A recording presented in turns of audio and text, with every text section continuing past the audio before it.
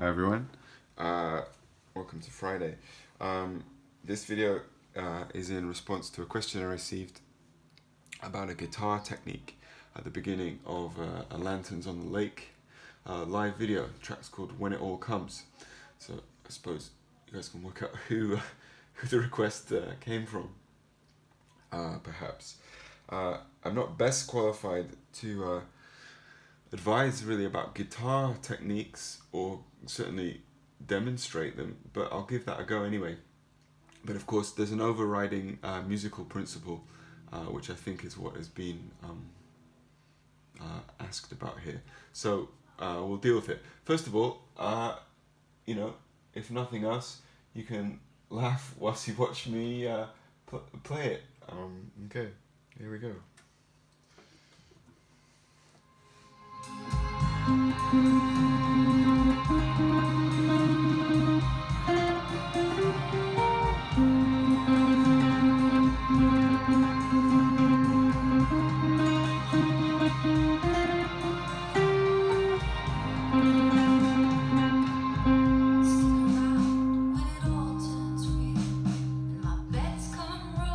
Okay, so I'll probably put this thing down at this point.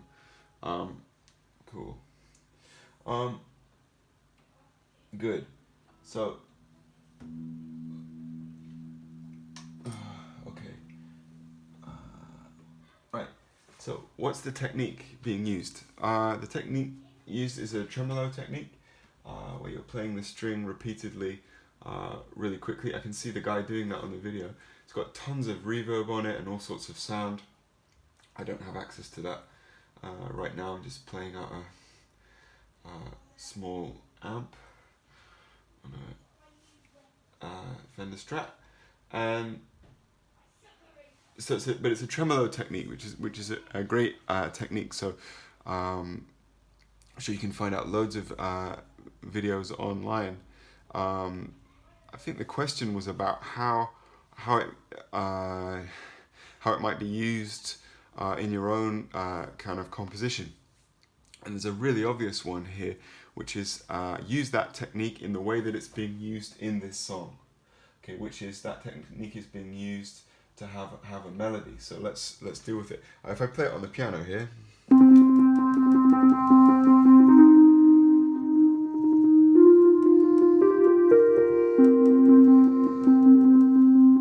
Okay, now doing tremolo on the piano is even trickier for me than doing it on guitar, weirdly. I mean, it's a bit odd doing it because you could just have it on a synth pad. But the interesting thing there in the piano part, if you think about it, the way that the song works, this is such a clearly defined melody, like a riff, like an anthemic part of the song. It's the main hook of the song. That intro comes in 3 times in the performance that I was sent.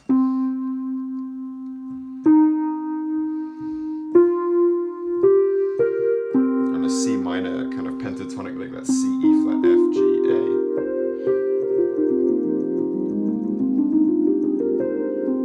This song is in C natural minor. The chords underneath are as follows. They're A flat to C minor to B flat to A flat. So you get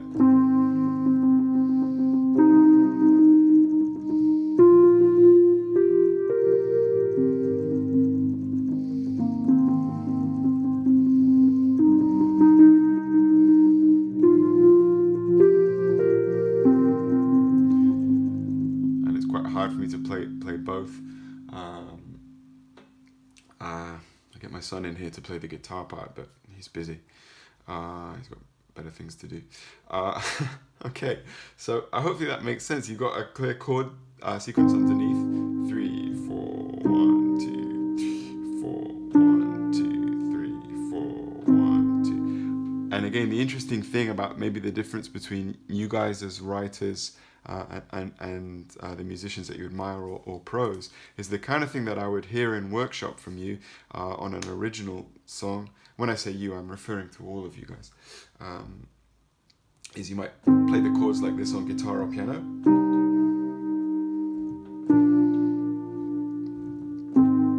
But you wouldn't have that second part with the melody on top. You would sing it. You would sing a tune that goes on top of this, you know, using tones from that C natural minor scale. But you wouldn't have the sung melody, the chordal accompaniment underneath, and that counter melody as well, or that kind of main hook. So that's how I'd use it. If you're going to use tremolo, play really fast, stick loads of reverb, but keep it, you know, kind of soft sounding, I suppose, in this kind of track. A great exponent of that is Jonny Greenwood in Radiohead. Think about the Paranoid Android, no, not Paranoid Android, sorry, Airbag, the solo he plays on Airbag, which is such a great song. And he uses tons of tremolo in that. But that's how I'd use it. I'd use it as a melody which can work alongside the vocal melody and the chords, but isn't going to get in the way of that. Okay, right, let's listen to the track and I'll do a walkthrough of the entire song. And then hopefully that'll make sense. It's a really nice song. We'll do a walkthrough of the song, and I'll teach one more technique on it. And then we'll be good to go. Okay, it's about 4 minutes long. Here we go. So that's A flat, that's C minor. You can hear how the chords don't change over the top bit of the melody, but the melody does. Here it is.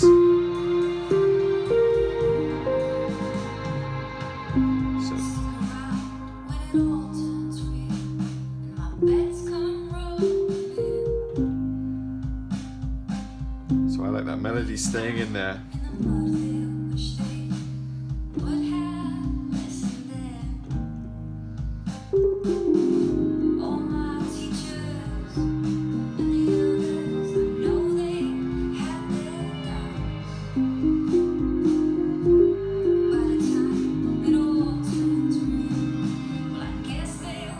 We're going into a chorus here, F minor,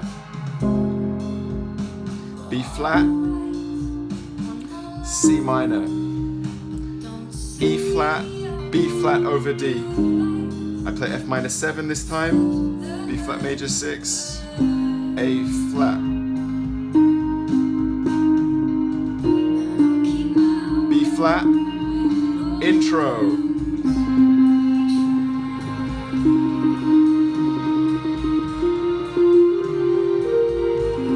In the video there's a violinist playing it. Sorry, there would have been a great violinist on the course, but they decided to do A-levels. So I hope they enjoyed that, because they could have been playing in your songs. So we're back in, we're on the verse again, C minor, B flat, A flat major 7 feel,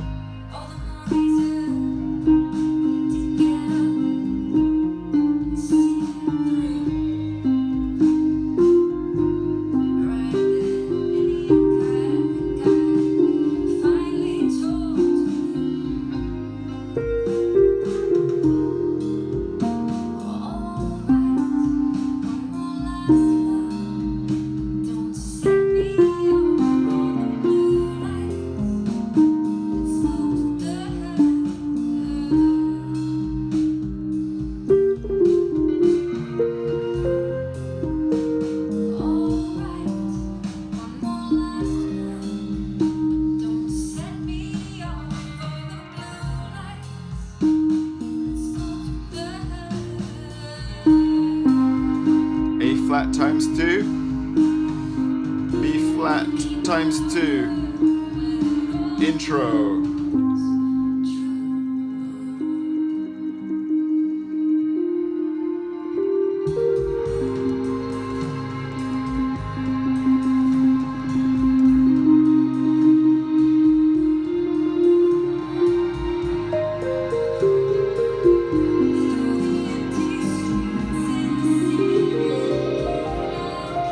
So you can see all the notes in C minor work really well, but they've made those those choices about that melody with C, E flat, F, G, and B flat, and that melody repeats, and then it becomes a really fixed part of the track.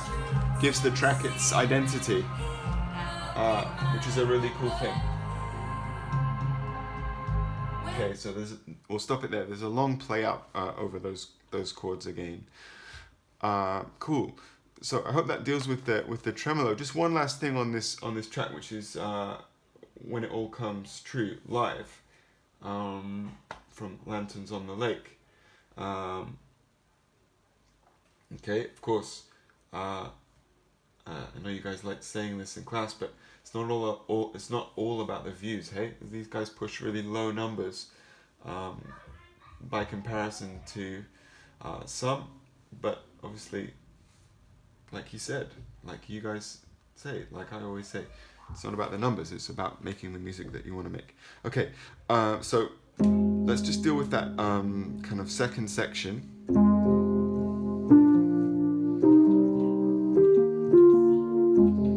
Okay, and again, all my lessons on harmony hopefully are going to start to make sense. The type of harmony that, or the approaches that I teach are really present here with expanded chords. What I mean by that is open triads, so the third of the triad comes out on the top.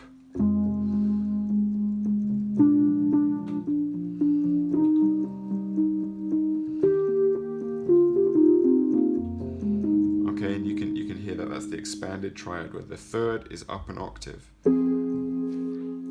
And this band does that a lot, and that really paves the way for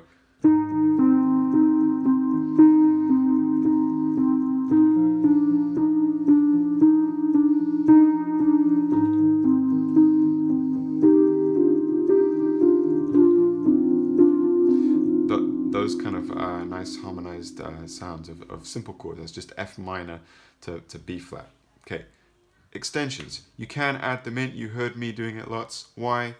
Because it's a sound I like, and it's something that I'm interested in. For example, on the F minor chord, I like to put E in there as well, and the B flat as well. I'll put a G in as well, if you'll allow me. I'll play it like that if you really let me. Why? Because I like that sound. That's just for me. F, C, G, A flat, B flat, E flat, B flat again. Okay, on the B flat, maybe just keep that one clean. On the C minor, I like to play what's called a dropped 2 voicing. It's a really, really great chord. Okay, so the C minor is going to go C, G, A flat, B flat, E flat, and that's one of my favorite chord voicings. If you're allowed to have favorite chord voicings, I mean, it's like picking a favorite sandwich. It's near impossible. But anyway, that's a dropped 2 voicing. Perhaps I'll do a video on dropped 2. For the C minor, C, G, A flat, B flat, E flat. We get E flat major.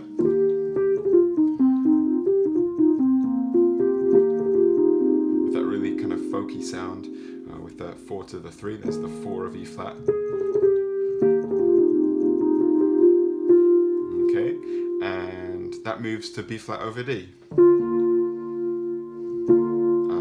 With the slash chords that came up yesterday.